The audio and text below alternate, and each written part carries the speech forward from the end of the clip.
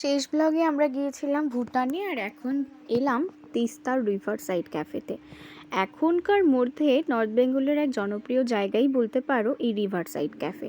না, কোনোদিন যাওয়া হয়নি, বাড়ির একদম কাছেই।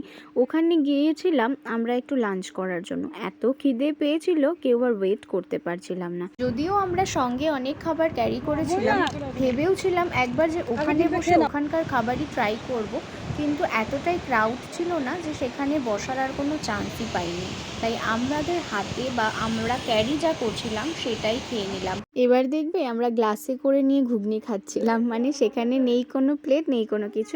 এরকম করেই তো বেশ মজা হয় যেখানেই যাই।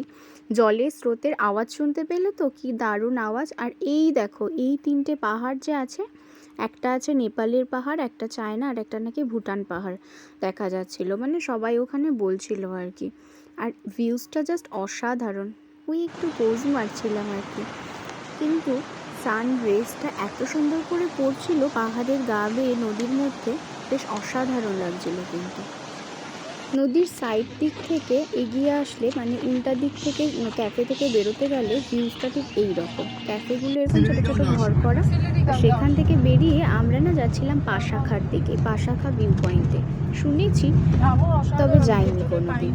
আর হ্যাঁ, সবাই বলে পাহাড়ের দেশের মানুষ, তোমরা কেন এখনো এই ছোট ছোট জায়গাগুলো ঘুরোনি? আসলে না, কোনোদিন ঘুরতেই বেরোয়নি। ওই আর কি, সবাই মিলে আসলে ঘোরা হয় আমাদের, এটাই আর কি ব্যাপার। তো এনিওয়ে, সবাই আমরা এবার পাশাখার উদ্দেশ্যে যাচ্ছিলাম, আর সবাই মিলে থাকলে না খুব মজাই হয়।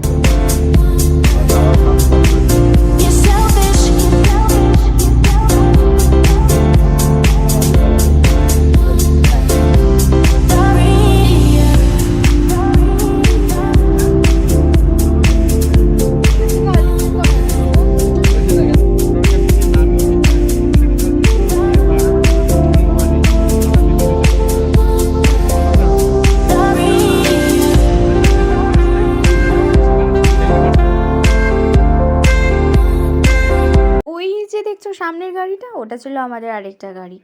আমরা কিন্তু পৌঁছে গেছি এখন পাশাখা ভুটানের ভিউ পয়েন্টে। মানে এই পাশাখাতে ভুটান, নেপাল পাহাড়গুলো বেশ ক্লিয়ার দেখা যাচ্ছিল। এখানে এসে ওই ভিউ পয়েন্টটা দেখাই যা। তারপর আমরা এই করতে করতে পৌঁছে গেলাম মাদারিহাটে। সেখানে একটু ইভিনিং স্ন্যাক্স করলাম, ওই মোমো, চাউমিন এসবের মধ্যে দিয়ে ছোটোখাটো কিছু খেলাম। খুব খিদে পেয়ে গেছিলো সবার।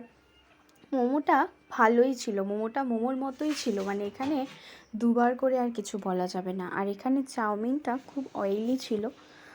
এনিওয়েজ, তারপর একটু বৃষ্টি হয়ে ওয়েদারটা এত সুন্দর করে দিল, জাস্ট ঠান্ডা ঠান্ডা পরিবেশ আর একটা ড্রাইভিং, মানে অ্যাম্বিয়েন্সটাই আলাদা হয়ে গেছিলো।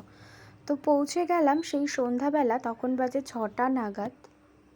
সবাই মিলে গল্প করতে করতে, গান শুনতে শুনতে আর বৃষ্টির এই আবহাওয়া ফিল করতে করতে আমরা কিন্তু পৌঁছে গিয়েছিলাম বীরপাড়াতে।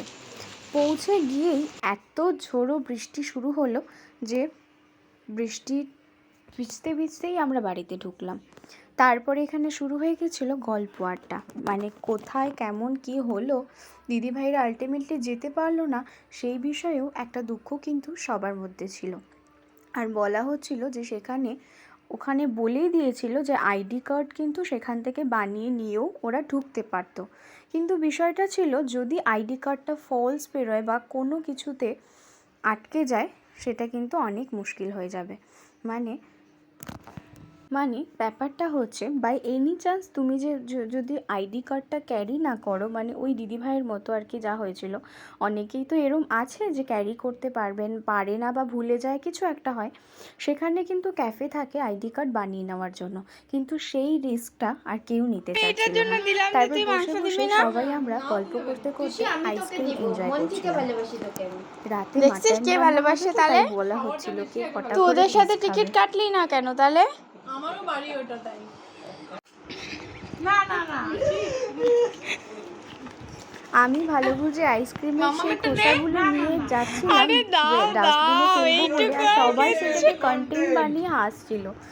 সবাই মিলে বেশ মজা করে কিন্তু রাতটা বেশ কাটেছিল। এনিওয়ে, তারপরে রান্না করছিল মাটন, আর মাটনটা দেখে মানে এমনি লোক চলে আসে সবার, আশা করি। কড়াইয়ে অলরেডি বসে গেছে মাটন, করতে পারছে।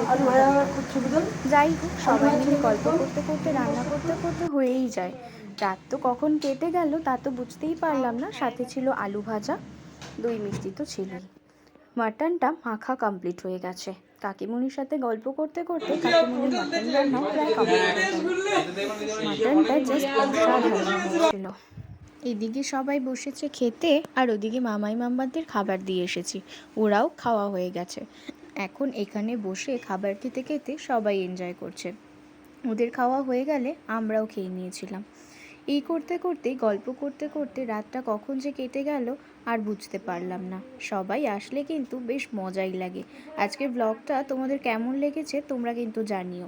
শেয়ার করে রেখো অ্যান্ড সাবস্ক্রাইব করে রেখো পরের ব্লগটার জন্য। নেক্সট ব্লগ খুব তাড়াতাড়ি আসছে। আজকের মতো টাটা, বাই।